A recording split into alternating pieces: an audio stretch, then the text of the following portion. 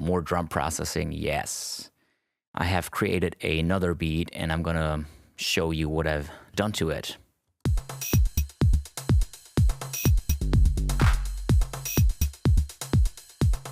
First thing I'm doing is engaging the limiter. And you can see it's not working hard.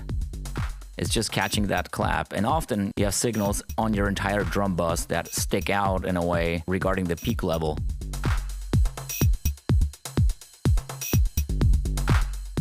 I'm trying to make it easy for myself, and sometimes I use a limiter and find the sweet spot by adjusting the ceiling.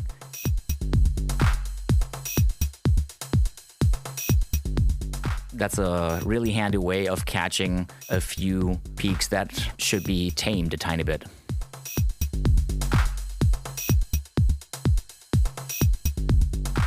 I'm gonna move on to the glue compressor.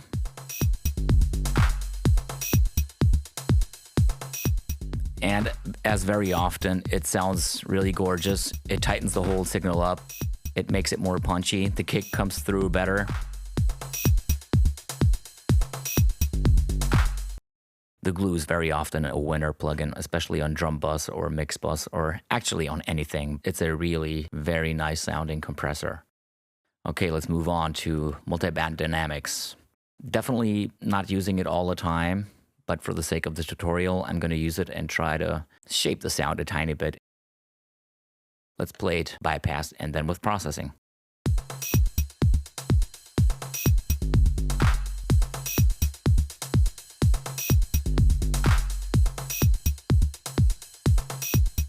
There's quite a lot happening.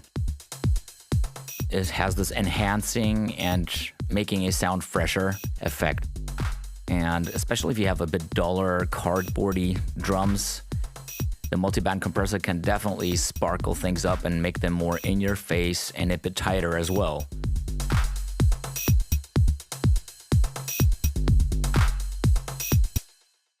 Besides that, you can also use the inputs and the outputs of the individual bands to adjust the signal with really broad EQ strokes.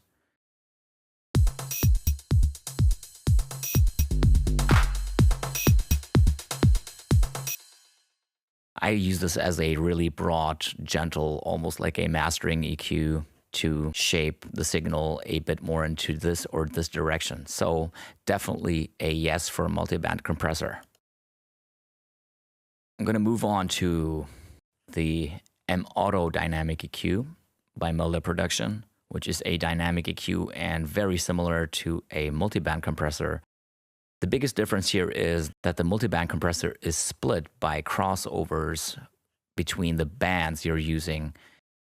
The dynamic EQ has regular EQ bands that compress or expand the signal.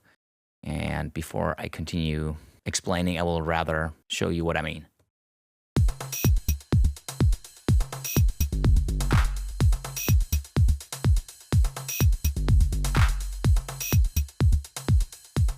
The cool thing about this is you can see on band number 2, which is in the bass area, I have used the dynamic knot here and I pull it up so it's expanding.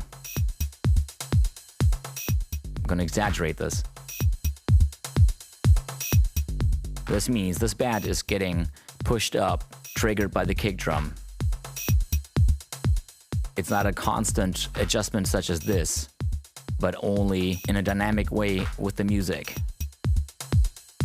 The lower mids I have compressed.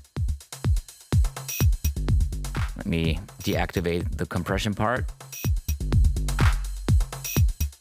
I'm going to pull the note down. You will hear that the lower bass part is getting compressed.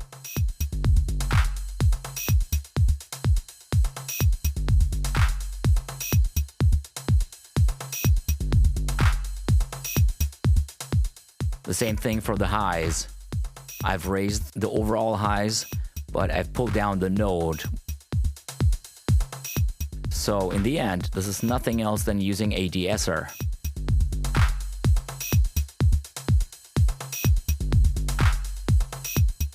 For the upper mids, I've expanded again to enhance the transients of that range. Good for percussion.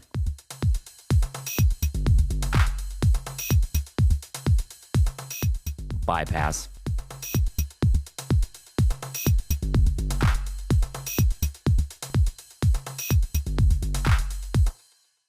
As you hear, it has a very similar effect as the multiband compressor.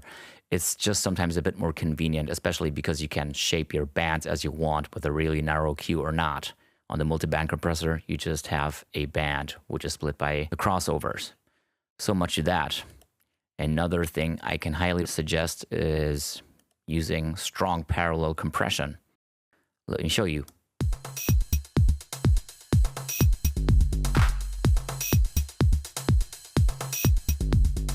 You can hear a quite dominant pumping, even if the dry-wet level is set to 19. I'm going to lower it a bit to 15. We're just listening to 15% from 100 to the compressed signal, but it's really strong and it's very noticeable. Nevertheless, 85% is still the original signal. So this is a really safe way of being a bit drastic with compression, but not destroying the signal because most of it is still original.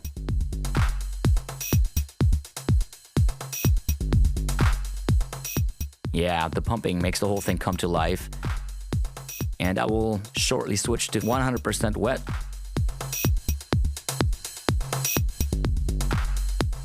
Maybe a bit too much. Lower it.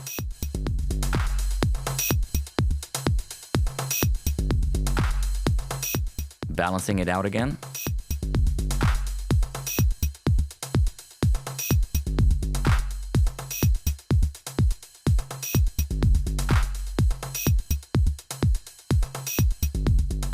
Wow, I really like this.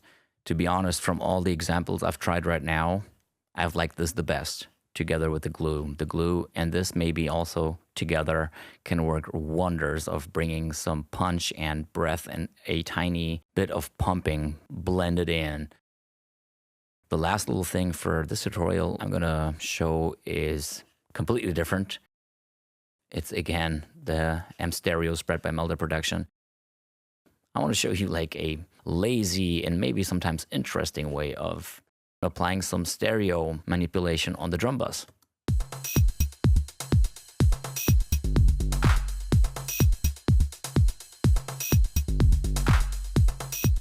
Doesn't sound too bad.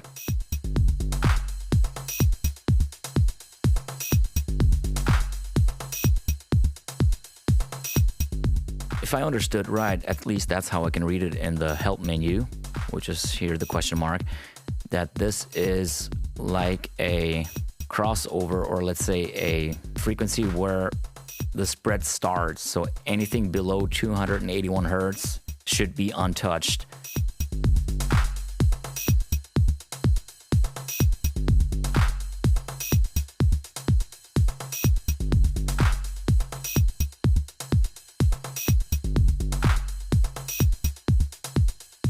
And used carefully, this plugin can also do nice things to your drum bus.